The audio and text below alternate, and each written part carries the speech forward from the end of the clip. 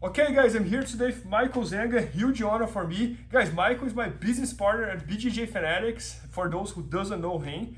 And for the first time ever, he's shooting an instructional video for BJJ Fanatics, which is called the Hippo Hafger. And guys, Michael is a black belt in Jiu-Jitsu and black belt in Judo, and the black belt from BTT. And I joke with him that he is the biggest creonte in Jiu-Jitsu because he trains in all Jiu-Jitsu schools around the world. Which is actually a very cool thing. And but anyways, what are you gonna show, Michael?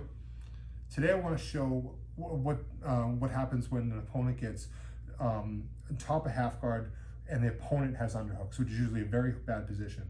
So what I want to do is neutralize the person and get back into a good attacking position.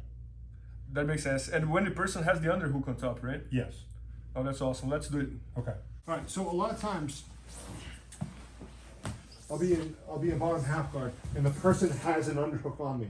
So if I do nothing, all he's going to do is he's going to put all his pressure forward onto my face, and I'm going to be in all kinds of trouble here. So before that can happen, what I need to do is I need to off balance the opponent on top, okay? So I can feel that the leg I have trapped, his right leg, the knee is on the ground, okay? So what I'm going to do is if his knee is on the ground, I'm thinking one thing: set up my knee lever, okay?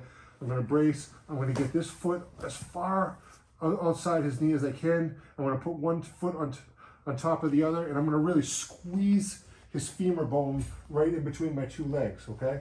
And what I'm going to do is I'm going to go in. This is a massively powerful motion. I'm going to go and shrimp this way, and he's going to come off, okay?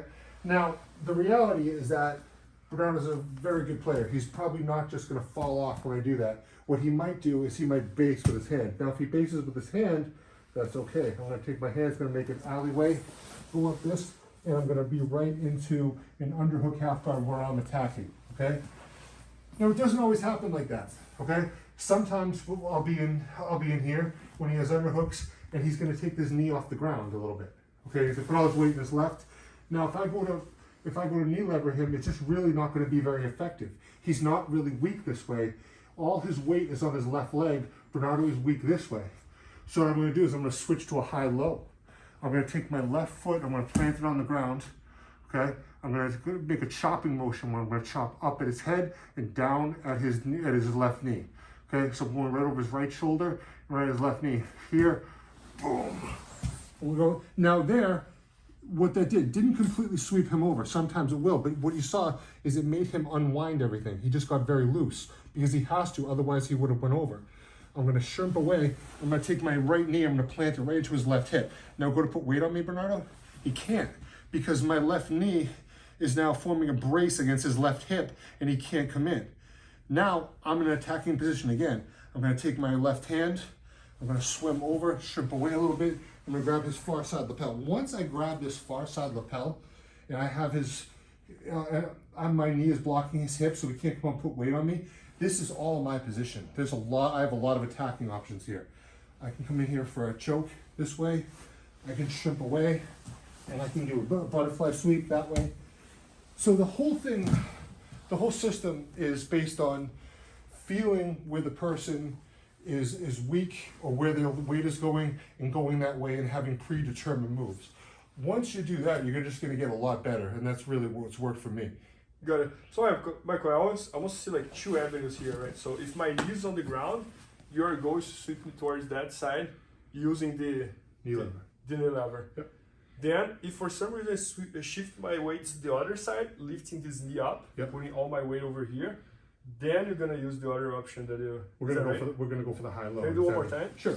Now, if the moves work, that's wonderful. Then you're just gonna come up on top. But more than likely, if we're going against a good player, right, what they're going to do is they're going to base out. So I go over here, I'm 1 foot on top of the other, I'm going to shift, and he bases out, when that's what he did. And I'm prepared for that. I know that his only option to stop that sweep is to base out. So I'm going to go in this way, it's got a nice little alley for me to come back up, and I'm going to go into an underhook where that's an attacking position for me, okay? If you're coming this way, and you're giving me pressure, I'm going to put. Now, if I go to do a knee lever, it's not going to work, okay? But you have weight over this way, go this way, boom. Now, you based out again. Whenever you base out, you're going to get loose, and I know that. I'm going to shrimp away. I'm going to put my foot up into your hip. I'm going to overhook the arm. I'm I'm gonna grab the far side of the lapel, and I'm gonna be in an attacking position right here. No, that's awesome. And no, and I love it because, for example, many times when people play half guard, the biggest nightmare is that the person on top is gonna get the underhook and put pressure on the face.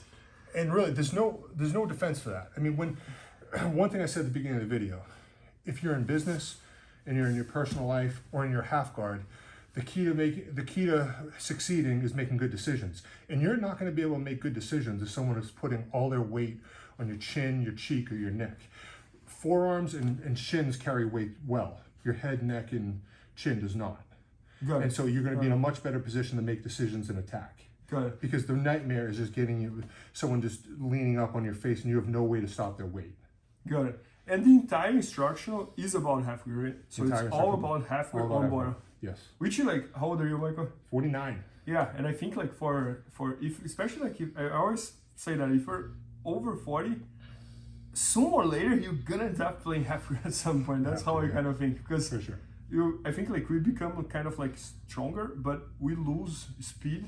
Yeah. And I think with half guard, there's just a lot of connection because you're connected to half the person's body. And if you're really connected, they don't have a lot of motion to go around. I mean, if I'm in an open guard, someone can just run around me if they're fast enough. I agree, yeah. But if you're just completely connected to the person, it's much harder for them to do all you that. have to do is trap one of the person's leg and you're there. No, that's awesome. So guys, the instructional video from Michael, the Hippo half guard, is going to be at BJJ Fanatics very soon. Maybe by the time you're watching, it's already there. So make sure to check that out and learn directly from Michael. Awesome. Thank you, sir. Thank you. Please help me out to grow my YouTube channel. Just click subscribe. And to watch more videos, just click under see more videos. I hope you enjoyed. BJJFanatics.com. Use the promo code YouTubeFaria to get 10% off any instructional video. Improve your jiu-jitsu faster.